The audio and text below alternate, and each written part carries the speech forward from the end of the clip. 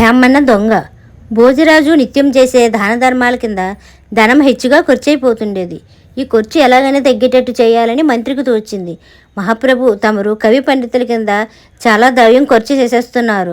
ఇందువల్ల ధనాగారంలో తగిన సొమ్ము నిలవ ఉండటం లేదంటే రాజుకు ఆగ్రహం వస్తుంది. అందుచేత ఒకనాడు మంత్రి భోజరాజు లేని సమయంలో ఆయన పడక గదిలో గోడ మీద ఈ విధంగా రాశాడు: ఆపదర్థం ధనం రక్షేత్. ఆపద సమయంలో అవసరానికి గాను ధనం కూడబెట్టాలి. ఆ రాత్రి భోజుడు గోడ మీద ఉన్న శ్లోకపాదం చదువుకొని తాను చేసే ఖర్చును విమర్శిస్తూ ఎవరో ఆ మాటలు రాశారని అర్థం చేసుకున్నాడు. ఆ చరణం కింద భోజరాజు ఇలా ఎదురు ప్రశ్న రాశాడు: శ్రీమత మా పదహ కుతః. శ్రీమంతులకు ఆపద ఎక్కడ? మర్నాడు మంత్రి భోజుడు రాసినది చదువుకొని దాని కింద సాచే దవగత లక్ష్మి, ఆ సంపద పోతేనే అని రాశాడు.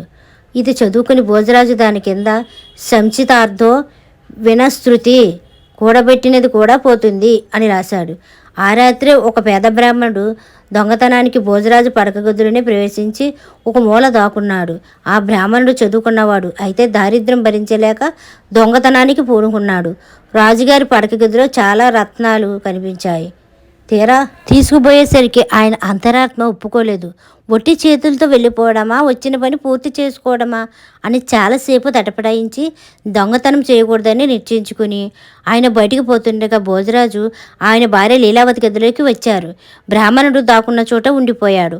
లీలావతి గోడ మీద శ్లోకం చూసి అదేమిటని భర్తను అడిగింది. భోజరాజు ఆమెకు ఎవరో రాసిన పంక్తులు, దానికి తాను రాసిన సమాధానాలు చూసి ఆమెతో అన్నాడు: నాకు అందమైన భార్యలున్నారు, అనుకూలమైన స్నేహితులున్నారు, మంచి చుట్టాలున్నారు, ఇష్టంగా మాట్లాడే సేవకులున్నారు, అనేక ఏనుగులున్నాయి, గుర్రాలున్నాయి.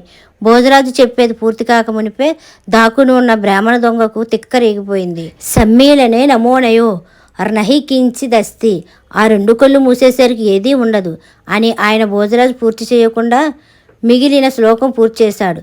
భోజరాజు నివ్వెరపోయి ఎవరది అని కేకపెట్టాడు. బ్రాహ్మణ దొంగ ముందుకు వచ్చి రాజుకు నమస్కరించి తన గొడవ చెప్పుకొని క్షమాపణ కోరాడు. భోజరాజు సంతోషించి తన చేతి మీదగానే ఆ బ్రాహ్మణుడికి కొన్ని నగలు, దుస్తులు ఇచ్చి పంపించేశారు. ఈ కథ కనుక మీకు నచ్చినట్లయితే like, share, subscribe to Durgapriya official. Thanks for watching.